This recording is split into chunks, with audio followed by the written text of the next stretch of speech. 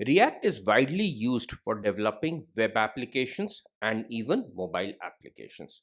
So let us just get an introduction and flavor of React. So what is React? React is a JavaScript library for building user interfaces. It is widely used, it's extremely popular, and a lot of developers today prefer using React for developing web applications and mobile applications. In the last 4 to 5 years, the popularity of React has soared and it provides very, very nice and highly rewarding careers. So, why is React so popular? An important aspect of React is that it is a JavaScript library. So, it is just JavaScript. So, it helps developers who know JavaScript move into React and start development in React. It has a very small API to learn, so it's fast to learn and master. And your JavaScript skills make you a better React developer. React is also popular because in typical front end applications, client applications in the browser, when we use JavaScript or any other framework or library, working with the DOM API is difficult and cumbersome. Unlike JavaScript, React developers work with a virtual DOM which is easier, faster, and friendlier. React also has an extension called React Native, which allows for native mobile applications to be built using React. This makes it possible to share logic and code between your web apps, your Android apps, and your iOS or iPhone applications. So it leads to a lot of code reuse because today most applications that are developed both for the web and Android and iOS. React was developed at Facebook and it is still maintained and updated by Facebook.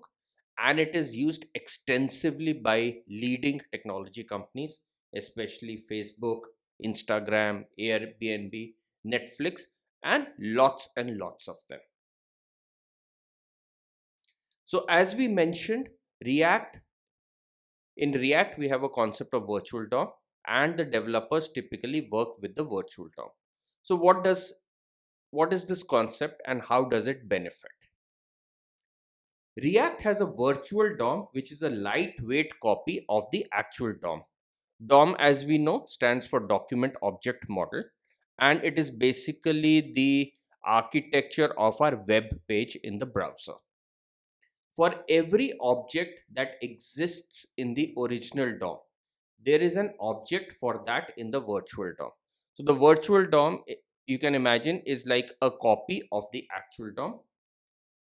Each change that we do in the application when the user is using it in React updates the virtual DOM, and we know that manipulating the actual DOM is slow because when we manipulate the actual DOM, the actual web page and the screen and the UI changes. But manipulating the virtual DOM is very fast because there is nothing that is drawn to the screen. There is no change to the screen which is done. So it is very, very fast to update the virtual DOM. But manipulating the actual DOM is an extremely slow and cumbersome process. React maintains two virtual DOMs at each time, the newly updated virtual DOM. So suppose we have an event or some change. So a new virtually updated DOM is created and the pre-update version of the virtual DOM is kept. So we have two copies or two versions of the virtual DOM at a given time. Then React, what does React do? It compares these two DOMs, these two virtual DOMs to figure out what has changed in the DOM. And then it figures out what is the change and it goes and updates that change in the actual DOM. So instead of doing a large amount of change in the DOM, we actually make all the changes in the virtual DOM, and React then intelligently figures out this diff between the previous virtual DOM and the currently updated virtual DOM and goes ahead and updates that in the actual DOM. So in React, we really do not work with the actual DOM. So it makes Two things. One, it makes the development very easy and it makes it fairly fast. Now, how do we use React? How do we set up React? So the first step is to install Node and npm. So Node, we know, is the node.js, that is the V8 engine which runs JavaScript. So when you install Node, you can go to the node.nodejs.org site and download and install Node. And while you are installing Node, you will also install the npm or the Node package manager. So both these things, when you install Node, would get installed, Node and the npm. So go and download the latest version of Node and install it. The next step is to use npx and create a React app. So here the command is npx create React app and then the name of your app, which will be the folder which will be created. So in the folder you are, go ahead and run this app, and in that folder, so if the name of your app you say is my app, a folder name my app would get created. So we can go to, if you want to check out the steps, go to code.visualstudio.com, which is this page, and you can see the URL here, and you can read all the steps to create a React app. Once you have created your React app, you can use cd to go to that folder and just use npm start. So the moment you use npm start, the React server gets started, and that's enough for you. And once it is started, we can go to localhost 3000 and see the React app. So this is the default React app. Once you have installed it and created a React app using the steps we have said, that you would see in your browser at localhost 3000. So this is where we get started once we have installed React. The next step is, how do we develop apps in React? So what is the IDE? What is the development environment we use in React? So the preferred development environment for React is Visual Studio. So you can go ahead and download the Visual Studio from the Visual Studio site. It's a product from Microsoft that you can download, and you can then go ahead and just read the installation steps, whether you are on a Windows platform, on a Mac, or a Ubuntu or a Linux platform. So it's a very, very simple installation, and you can just go ahead and do that. Once you have installed the Visual Studio app, you can just start Visual Studio, and then the next steps is what I will take you through. So once we have installed and opened up Visual Studio, let us go ahead and open the folder that we want to work in for our My App. So let us go to My App and open that folder. So once we open that folder, we will see a lot of folders in it. Say Node Modules. Node Modules is that folder wherein all the Node modules have been installed. Then there is Public, and there is SRC, which is the most important folder for us, where we will write our code. In the SRC folder, there is index.js, which is the starting point for the code, and then there is app.js. So these are the most important files for us.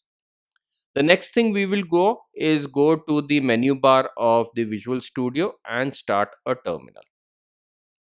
Now, once we start the terminal, the first thing we want to do is we want to install Bootstrap. So we will just say npm install Bootstrap.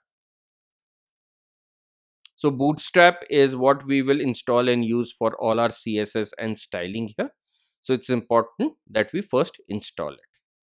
So this will just download, npm will just download Bootstrap and install it on the machine. So once we have installed our Bootstrap, we will go to our index.js and import it. And we would say import bootstrap slash dist slash css slash bootstrap.css. So once we have done that, our Bootstrap is ready to be used. The other thing we can do is we can just use our terminal here. So we don't need to run our npm start from any other command prompt or terminal. We can use the terminal inside Visual Studio to run it. So I can just say npm start. Now when I say that, which is the way our React server would get started, we would get that whole thing working here. And then we can just go ahead to the browser and test it out.